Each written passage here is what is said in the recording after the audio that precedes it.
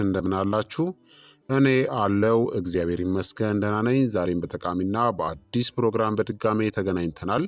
በዛሬው የጤና ፕሮግራማችን ላይ የምንመለከተው ደረቅ ሳልን ለማከም የሚረዱ ተፈጥሯዊ የቤት ውስጥ መድኃኒቶችና መፍትሄዎችን እነግራችኋለሁኝ።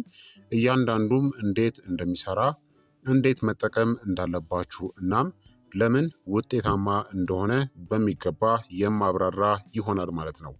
ይህ የጤና ትምህርት ታዲያ ለበርካታ ሰዎች እንዲደርስ ሁላችሁም በቅንነት ላይክና ሼር በማድረግ ሌሎችንም አስተምሩ አሳውቁላለሁኝ። ጥያቄ ካላችሁ ከዚህ ቪዲዮ ጋር በተያያዘ ጥያቄያችሁን በኮመንት ላይ አስፍሩልኝ። በቀጥታ ወደ ጤና ትምህርታችን የማልፍ ይሆናል። ደረቅ ሳል ብዙውን ጊዜ የሚከሰተው በአየር መተላለፊያ መንገዶች መቆጣት እንጂ ከአክታ ወይም ደግሞ ከአክታ ወይም ከንፋጭ መኖር አይደለም። ስለዚህ ተፈጥሯዊ የሚያረጋጉ እናም ኢንፍላሜሽንን ወይም ደግሞ ብግነትን የሚቀንሱ መድኃኒቶች በጣም ውጤታማ ናቸው። ደረቅ ሳል ማለት አክታ ወይም ደግሞ ንፍጥ የማይወጣበት ሳል ነው። ብዙ ጊዜ በጉሮሮ ውስጥ እንደ መኮርኮር፣ መቧጨር ወይም ደግሞ መበሳጨት ሆኖ ይሰማቸዋል። እናም በተለይም በሌሊት ሊቆይ ይችላል። ታዲያ የደረቅ ሳል ዋና ዋና መንስኤዎችን ልንገራችሁ። እነዚህም የቫይረስ ኢንፌክሽኖች፣ ጉንፋን ወይም ደግሞ ፍሉ ኢንፌክሽኑ ከጠፋ በኋላ የተለመደ ነው፣ ጉሮሮም ይበሳጫል።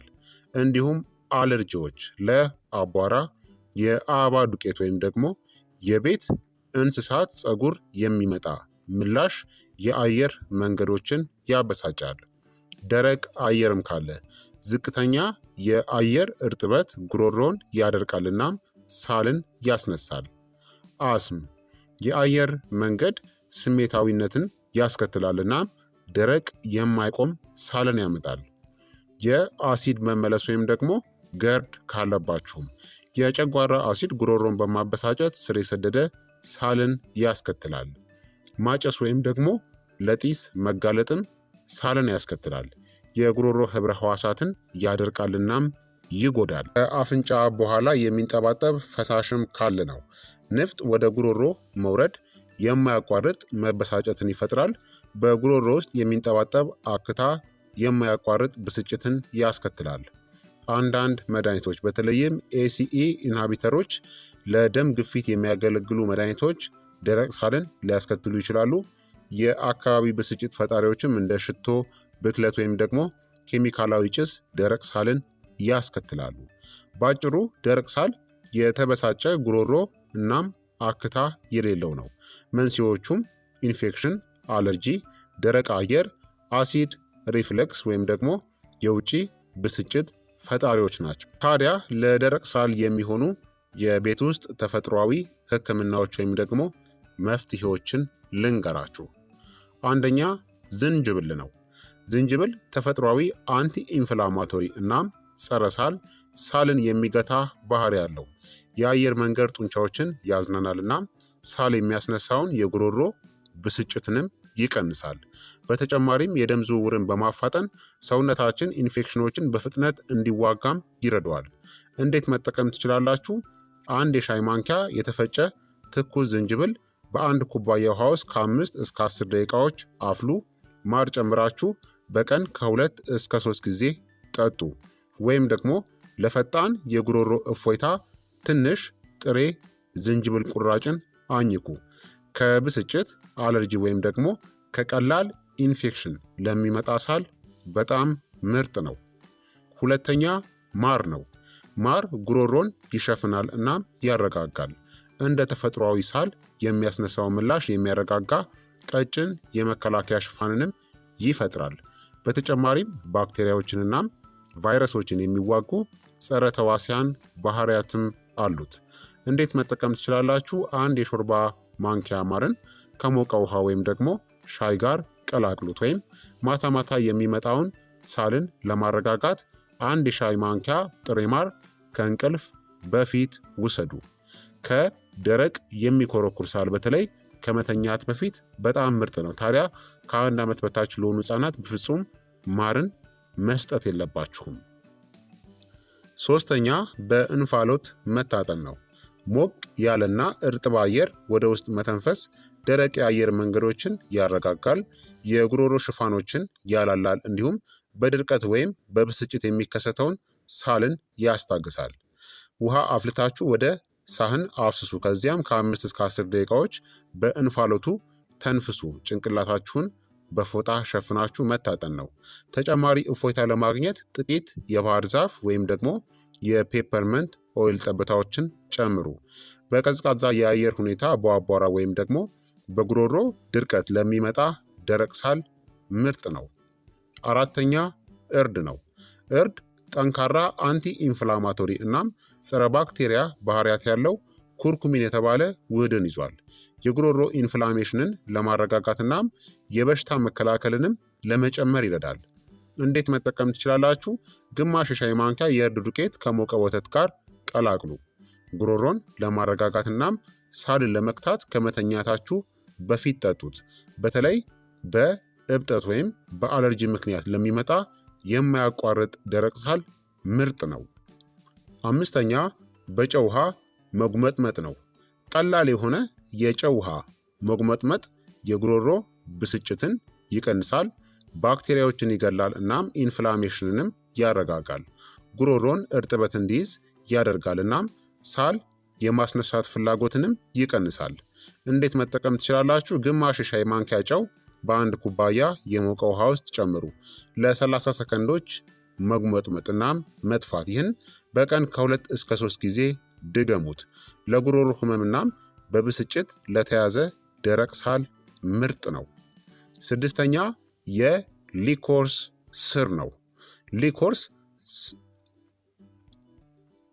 የሊኮርስ ስር እንደ ተፈጥሯዊ የአክታ ማለስለሻ እናም የጉሮሮ ማስታገሻ ሆኖ ይሰራል። ድርቀትን ይቀንሳል፣ ኢንፍላሜሽንን ያስታግሳል፣ እንዲሁም ጉሮሮንም ይሸፍናል።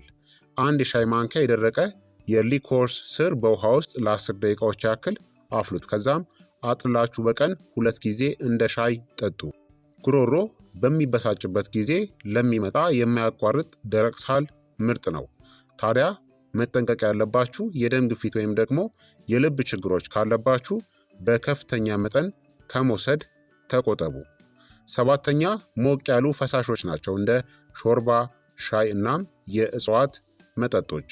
ሞቅ ያሉ ፈሳሾች ጉሮሮን እርጥብ ያደርጋሉ፣ አክታ ካለ ያቀጥናሉ እናም ኢንፍላሜሽንን ያረጋጋሉ።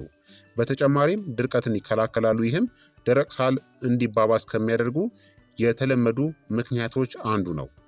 እንደ ካሞሜል፣ ጦስኝ ወይም ደግሞ የፔፐርመንት ያሉ ከእጽዋት የተቀመሙ ሻዮችን ጠጡ። ሞቅ ያለ ሾርባዎች ወይም ንጹህ የሞቀ ውሃ ቀኑን ሙሉም ጠጡ። በድርቀት በጉሮሮ ህመም ወይም ከአፍንጫ በኋላ በመፍሰስ ለሚመጣ ሳል ምርጥ ነው። ስምንተኛ ነጭ ሽንኩርት ነው።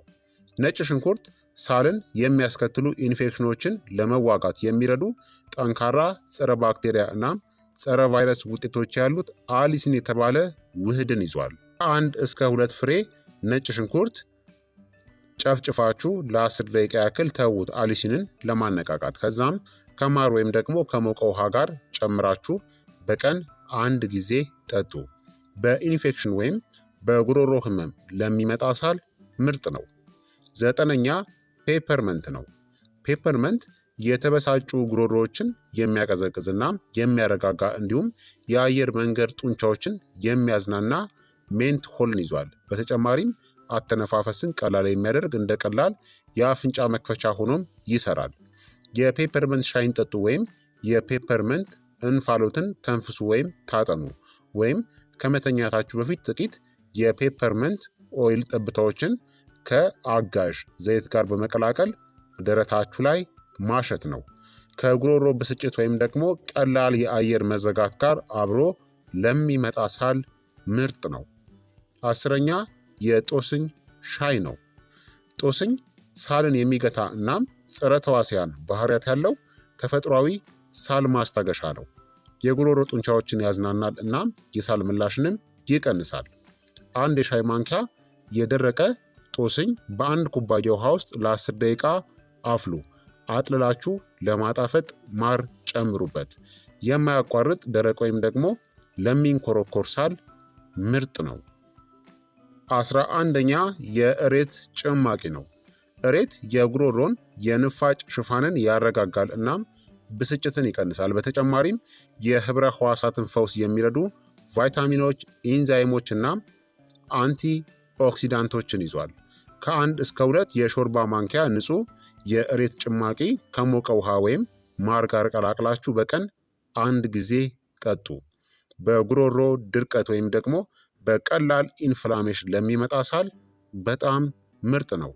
ታዲያ በተፈጥሮ ደረቅ ሳልን ለማከም ተጨማሪ ማድረግ ያለባችሁ እርጥበት ይኑራችሁ፣ ሞቅ ያለ ውሃ በተደጋጋሚ ጠጡ፣ ቀዝቃዛ አየር፣ ጢስና አቧራን አስወግዱ፣ ጉሮሯችሁ እንዲድን ድምፃችሁንና ሰውነታችን አሳርፉ፣ ጉሮሯችሁን የሚያበሳጩ ቅመም የበዛባቸው የተጠበሱ ወይም አሲዳማ ምግቦችን ደግሞ አስወግዱ።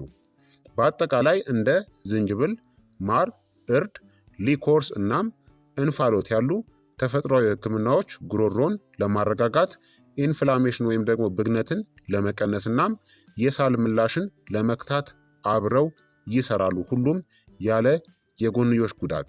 አብዛኛዎቹ ሰዎች ወጥ ከሆኑ በጥቂት ቀናት ውስጥ እፎይታን ያገኛሉ።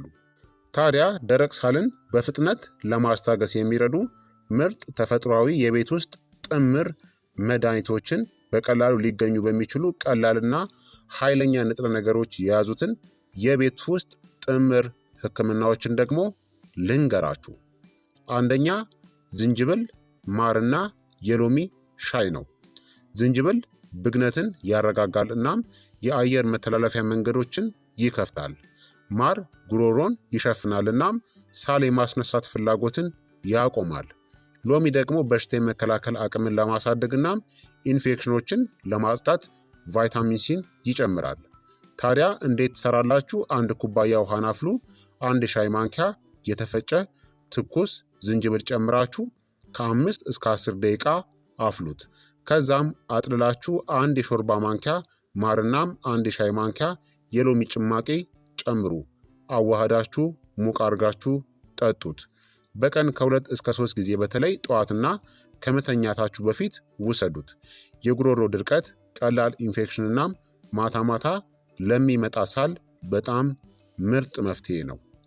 ሁለተኛ እርድ እና ወተት ነው። እርድ ኩርኩሚን የሚባል ንጥረ ነገር ስለያዘ ብግነትን ወይም ደግሞ ኢንፍላሜሽንን ይቀንሳልናም ፈውስንም ያፋጥናል። ሞቅ ያለ ወተት የጉሮሮ ሽፋኖችን ያረጋጋል። ትንሽ ቁንዶ በርበሬ የእርድ መምጠጥን ያሻሽላል። ቁንዶ በርበሬም ያስፈልጋቸዋል። እንዴት ትሰራላችሁ? 1 ኩባያ ወተቱን አሙቁ ወይም ደግሞ አፍሉ። ግማሽ የሻይ ማንኪያ የእርድ ዱቄትና ትንሽ ቁንዶ በርበሬ ጨምሩበት። ከተፈለገ ለማጣፈጥ ማርን ጨምሩ። ከመተኛታችሁ በፊት ከ30 እስከ 60 ደቂቃዎች በፊት ጠጡት። ለማያቋርጥ ደረቅ ሳልናም ለጉሮሮ ብስጭት በምሽት ምርጥ ነው። ሶስተኛ ማርና ነጭ ሽንኩርት ነው። ነጭ ሽንኩርት ሳልን የሚያስከትሉ ባክቴሪያዎችንናም ቫይረሶችን ይዋጋል። ማር ደግሞ ጉሮሮን ያረጋጋልናም የሳል ምላሽንም ይቀንሳል። ከ3 እስከ 4 ፍሬ ነጭ ሽንኩርት ፈጭታችሁ ከ3 የሾርባ ማንኪያ ማር ጋር ቀላቅሉት። ከ4 እስከ 6 ሰዓታት እንዲቆይ ተዉት። አሊሲንን ለመልቀቅ ከ3 እስከ 4 ሰዓቱ 1 የሻይ ማንኪያን ውሰዱ። ሳል በማይቆምበት ጊዜ በቀን ውስጥ በማንኛውም ሰዓት ውሰዱት። በኢንፌክሽን ወይም በጉሮሮ ህመም ለሚመጣ ሳል ምርጥ ነው። አራተኛ የሊኮርስ ስርናም የዝንጅብል ሻይ ነው። የሊኮርስ ስር ጉሮሯችሁን ይሸፍናል እናም ያረጋጋል። ዝንጅብል ደግሞ ብግነትን ይቀንሳል እናም ለመተንፈስም ይረዳል። እንዴት ታዘጋጃላችሁ? 1 የሻይ ማንኪያ የደረቀ የሊኮርስ ስርናም ግማሽ የሻይ ማንኪያ የተፈጨ ዝንጅብል በ1 ከግማሽ ኩባያ ውሃ ውስጥ አፍሉ። ለ10 ደቂቃ አፍልታችሁ አጥልሉ እናም ማርን ጨምሩበት። በቀን 2 ጊዜ ጠዋትና ማታ ውሰዱ። የማያቋርጥ ደረቅ ሳል፣ የጉሮሮ ህመምና ከአፍንጫ በኋላ ለመፍሰስ ላለው ሁኔታዎች ምርጥ ነው። አምስተኛ ሎሚ፣ ማርናም ሞቅ ያለ ውሃ ነው። ሎሚ መርዛማ ንጥረ ነገሮችን ያጸዳልናም ቫይታሚን ሲን ይሰጣል። ማር ደግሞ ድርቀትንናም ብስጭትን ያረጋጋል። እንዴት ይሰራል? 1 የሾርባ ማንኪያ ማርናም የግማሽ የሎሚ ጭማቂ በ1 ብርጭቆ ውሃ ውስጥ ቀላቅሉ። በደንብ አዋህዳችሁ በቀስታ ጠጡ። በቀን 3 ጊዜ ውሰዱ። ደረቅ የሚንኮራኮር ጉሮሮ ወይም ብዙ በማውራት ለሚመጣ ሳል ምርጥ ነው። 6ኛ ጦስኝ እናም ማር ሻይ ነው። የጦስኝና የማር ሻይ። ጦስኝ የጉሮሮ ጡንቻዎችን ያዝናናል እናም የሳል ጥቃቶችን ይቀንሳል። ማር ጉሮሮን ይሸፍናል እናም ብስጭትን ያረጋጋል። እንዴት ትሰራላችሁ? 1 የሻይ ማንኪያ የደረቀ ጦስኝ ወይም ጥቂት ትኩስ ቅርንጫፎች በ1 ኩባያ በሚፈላ ውሃ ውስጥ ጨምሩ። ለ10 ደቂቃ አፍሉት፣ አጥልሉት እናም የ1 የሻይ ማንኪያ ማርን ጨምሩ። በቀን 2 ጊዜ ውሰዱት። የማያቋርጥ ደረቅ ወይም ተደጋጋሚ ሳል ከገጠማችሁ በጣም ጥሩ መፍትሄ ነው። 7ኛ ዝንጅብል፣ እርድና ቁንዶ በርበሬ ነው። ዝንጅብል ብግነትን ይቀንሳል። እርድ ፈውስን ያፋጥናል። ቁንዶ በርበሬ በእርድ ውስጥ ያለው ንጥረ ነገር የኩርኩሚን መምጠጥን ያሻሽላል እናም የአየር መተላለፊያ መንገዶችንም ያሞቃል። እንዴት ታዘጋጃላችሁ? 1 ትንሽ ቁራጭ ትኩስ ዝንጅብል ወይም ደግሞ 1 ኢንች፣ ግማሽ የሻይ ማንኪያ እርድ እናም ትንሽ ቁንዶ በርበሬ ከግማሽ ኩባያ ውሃ ጋር አብራችሁ ፍጩት። ከዛም አጥልላችሁ በአንድ ጊዜ ከ1 እስከ 2 የሾርባ ማንኪያ ጠጡ። በቀን 1 ጊዜ ጠዋት ላይ ውሰዱት። የበሽታ መከላከልን ለማጠናከርና ኢንፌክሽኖችን ለመዋጋት ምርጥ ነው። 8ኛ በእንፋሎት መታጠን ነው። ከባህር ዛፍ ጋር እናም ከሻይ ጥምረት ጋር። በእንፋሎት መተንፈስ ወይም መታጠን ደረቅ የአየር መንገዶችን ይከፍታል እናም ጉሮሮን ያረሰልሳል። በኋላ ወዲያውኑ የማር ሻይ መጠጣት ጉሮሯችሁን ለረጅም ጊዜ እርጥብ ያደርገዋል። እንዴት ታዘጋጃላችሁ? ጥቂት የባህር ዛፍ ዘይት ጠብታዎችን በሞቀ ውሃ ውስጥ ጨምራችሁ ከ5 እስከ 10 ደቂቃዎች በእንፋሎቱ ተንፍሱ። ከዚያም 1 ኩባያ የማር ዝንጅብል ሻይን ጠጡ። ምሽት ከመተኛታችሁ በፊት ውሰዱት። በድርቀት፣ በአቧራ ወይም በጉሮሮ ብስጭት ለሚመጣ ሳል ምርጥ ነው። 9ኛ እሬት እናም የማር ቅልቅል ነው። እሬት የተበሳጨውን የጉሮሮ ህብረ ህዋሳትን ያረጋጋል። ማር ደግሞ ጉሮሮን ይከላከላል እናም ያረሰርሳል። እንዴት ታዘጋጃላችሁ? 2 የሾርባ ማንኪያ የእሬት ጭማቂ ከ1 የሾርባ ማንኪያ ማር ጋር ቀላቅሉት። ከዛም በቀጥታ ውሰዱት ወይም ከሞቀ ውሃ ጋር ቀላቅሉ። በቀን 2 ጊዜ ውሰዱት። በድርቀት ወይም ደግሞ በቀላል ብግነት ለሚመጣ ሳል በጣም ምርጥ ነው። 10ኛ ቀረፋ እናም የማር መጠጥ ነው። ቀረፋ ጀርሞችን ይገድላል እናም ሰውነታችሁን ያሞቃል። ማር ደግሞ ጉሮሮን ያረጋጋል። እንዴት ታዘጋጃላችሁ? ግማሽ የሻይ ማንኪያ ቀረፋ ዱቄትን ከ1 የሾርባ ማንኪያ ማር ጋር ቀላቅሉት። በ1 ኩባያ ሞቅ ያለ ውሃ ውስጥ አዋህዳችሁ ጠጡት። ጠዋትና ማታ ውሰዱ። የጉሮሮ ድርቀት፣ የሚንኮራኮር ሳል እናም በቀዝቃዛ የአየር ሁኔታ ለሚመጣ ብስጭት ምርጥ ነው። ስለዚህ በቤት ውስጥ ደረቅ ሳልን ለማከም እነዚህን ተፈጥሯዊ የቤት ውስጥ መድኃኒቶችን መጠቀም ትችላላችሁ ማለት ነው። ለፈጣን እፎይታ ደግሞ እርጥበት ይኑራችሁ። በቀን ከ1 እስከ 2 በየ2 ሰዓታቱ ሞቅ ያለ ውሃን መጠጣት ያስፈልጋል። ቀዝቃዛ መጠጦችን፣ ጢስን እናም ጠንካራ ሽቶዎችን ደግሞ አስወግዱ። የጉሮሮ ብስጭትን ለመቀነስ ጭንቅላታችሁን ትንሽ ከፍ በሚያደርግ ቦታ ላይ መተኛትን ያስፈልጋል።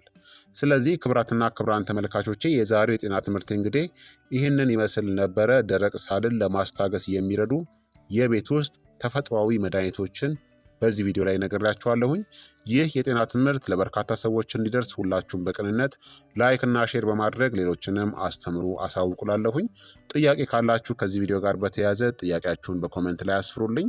በቀጣይ የጤና ትምህርት እስከምንገናኝ እኔንም እናንተንም ቸር ያቆየን። መልካም ጊዜ፣ መልካም ቆይታ።